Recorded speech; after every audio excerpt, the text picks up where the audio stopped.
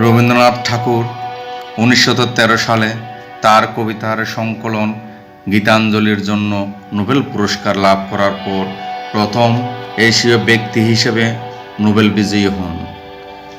British রাজা পঞ্চম George কর্তৃক নাইট উপাধিতে ভূষিত, প্রতিষ্ঠাতা বিশ্বভারতী বিশ্ববিদ্যালয় তার রবীন্দ্রসঙ্গীত কাননের দুটি গান এখন ভারত ও বাংলাদেশের জাতীয় সঙ্গীত। রবীন্দ্রনাথ ঠাকুর ছিলেন ভারতীয় সংস্কৃতির পথিক। তিনি ছিলেন একজন কবি, দার্শনিক, সঙ্গীতজ্ঞ, লেখক এবং শিক্ষাবিদ। তাকে গুরুদেব নামে ডাকা হয় এবং তার গান রবীন্দ্রসঙ্গীত নামে জনপ্রিয়। তার রবীন্দ্রসঙ্গীত কাননের দুটি গান জনগণমন এবং আমার সোনার বাংলা ভারত ও বাংলাদেশের জাতীয় সঙ্গীত। এই মহান মনীষী 1861 সালের 7ই মে কলকাতার এক ধনী ব্রাহ্মণ পরিবারে জন্মগ্রহণ করেন। তিনি ছিলেন দেবেন্দ্রনাথ ও সারদা দেবীর নবম পুত্র। তার পিতামহ দ্বারকানাথ ঠাকুর ছিলেন একজন ধনী জমিদার এবং সমাজ সংস্কারক। রবীন্দ্রনাথ ঠাকুরের প্রাথমিক শিক্ষা ওরিয়েন্টাল সেমিনারি স্কুলে হয়েছিল, কিন্তু প্রচলিত শিক্ষা পছন্দ না হওয়ায় বেশ কয়েকজন শিক্ষকের অধীনেই বাড়িতেই পড়াশোনা শুরু করেন। 11 বছর বয়সে তার উপনয়ন অনুষ্ঠানের মধ্য দিয়ে রবীন্দ্রনাথ ঠাকুর এবং তার বাবা 1837 সালে কলকাতা ছেড়ে বেশ কয়েক মাস ভারত ভ্রমণ করেন। ডালহৌসির হিমালয় হিল স্টেশনে পৌঁছানোর আগে তার বাবার শান্তিনিকেতন এস্টেট এবং অমৃতসর পরিদর্শন করেন। সেখানে ঠাকুর জীবনী পড়েন, ইতিহাস, জ্যোতির্বিদ্যা, আধুনিক বিজ্ঞান এবং সংস্কৃত অধ্যয়ন করেন এবং কালিদাসের শাস্ত্রীয় কবিতা পরীক্ষা করেন। 1874 সালে ঠাকুরের কবিতা অবিলাস তত্ত্ববোধিনী নামে একটি পত্রিকায় বেনামে প্রকাশিত হয়েছিল। 1875 সালে ঠাকুরের মা সারদা দেবীর মৃত্যু হয়। রবীন্দ্রনাথের প্রথম কবিতার বই কবি কাহিনী একজন কবির গল্প নিয়ে 1878 সালে প্রকাশিত হয়েছিল। একই বছরে ঠাকুর আইন অধ্যয়নের জন্য তার বড় ভাই সত্যেন্দ্রনাথের সাথে ইংল্যান্ডে যান, কিন্তু তিনি 1880 সালে ভারতে ফিরে আসেন এবং কবি ও লেখক হিসেবে তার কর্মজীবন শুরু করেন। 1883 সালে রবীন্দ্রনাথ ঠাকুর মৃণালিনী দেবী রায়চৌধুরীকে বিয়ে করেন, যার সাথে তার 2 ছেলে এবং 3 মেয়ে ছিল। 1884 সালে রবীন্দ্রনাথ ঠাকুর কুরিও কামাল কবিতার একটি সংকলন লিখেছিলেন। তিনি নাটকও লিখেছেন, রাজা ও রানী এবং বিসর্জন।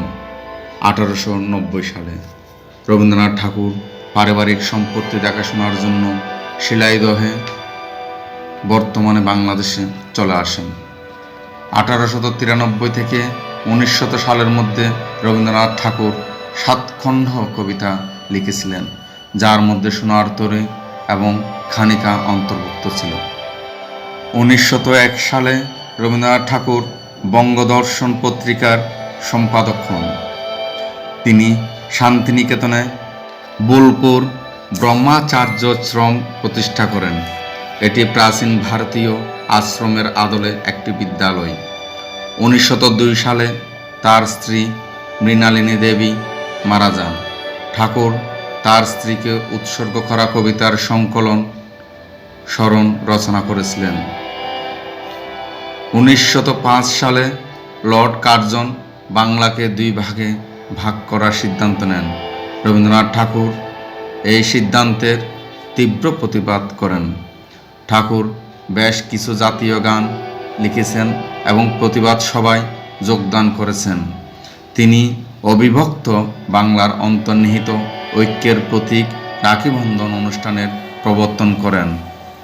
1909 সালে রবীন্দ্রনাথ ঠাকুর গীতাঞ্জলি লেখা শুরু করেন। 1912 সালে রবীন্দ্রনাথ ঠাকুর দ্বিতীয়বার ইউরোপে যান। লন্ডন যাত্রায় তিনি গীতাঞ্জলি থেকে তার কিছু কবিতা, গান ইংরেজিতে অনুবাদ করেন। তিনি লন্ডনে বিখ্যাত ব্রিটিশ চিত্রশিল্পী উইলিয়াম রুথেনস্টাইনের সাথে দেখা করেছিলেন। রুথেনস্টাইন কবিতাগুলো দেখে মুগ্ধ হয়েছিলেন, কপি তৈরি করেছিলেন এবং ইয়েটস এবং অন্যান্য ইংরেজ কবিদের দিয়েছিলেন। ইয়েটস মুগ্ধ হয়েছিলেন।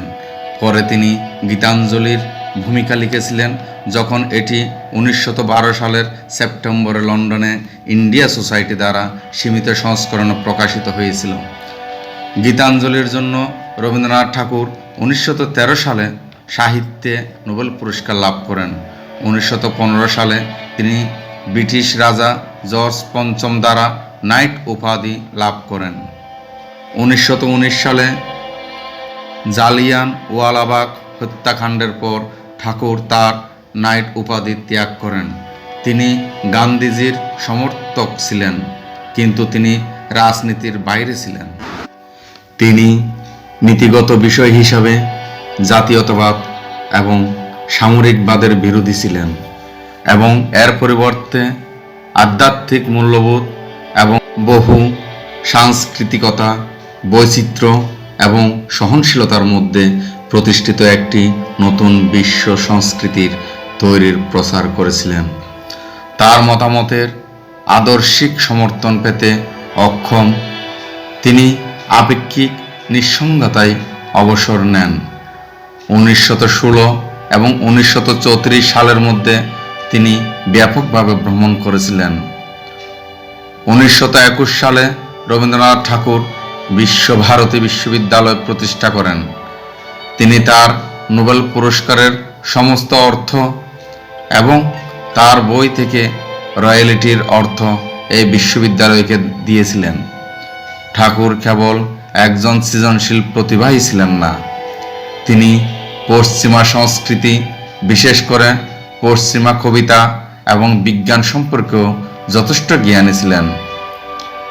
ঠাকুরের আধুনিক নিউটনিয়াল পরবর্তী পদার্থবিদ্যার ভালো ধারণা ছিল এবং কোয়ান্টাম মেকানিক্স এবং বিশৃঙ্খলার নতুন উদীয়মান নীতিগুলির উপর 1930 সালে আইনস্টাইনের সাথে একটি বিতর্কে তিনি ভালোভাবে নিজেকে ধরে রাখতে সক্ষম হয়েছিলেন।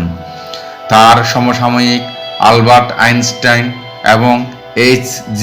ওয়েলস এর সাথে তার মিটিং এবং ট্যাপ রেকর্ড করা কথোপকথন তার উজ্জ্বলতার প্রতিফলন করে। 1940 সালে অক্সফোর্ড বিশ্ববিদ্যালয় শান্তিনিকেতনে একটি বিশেষ অনুষ্ঠানের আয়োজন করে এবং রবীন্দ্রনাথ ঠাকুরকে সাহিত্যে ডক্টরেট উপাধিতে ভূষিত করে। রবীন্দ্রনাথ ঠাকুর 1941 সালের 7 আগস্ট কলকাতার তার পৈতৃক বাড়িতে শেষ নিঃশ্বাস ত্যাগ করেন।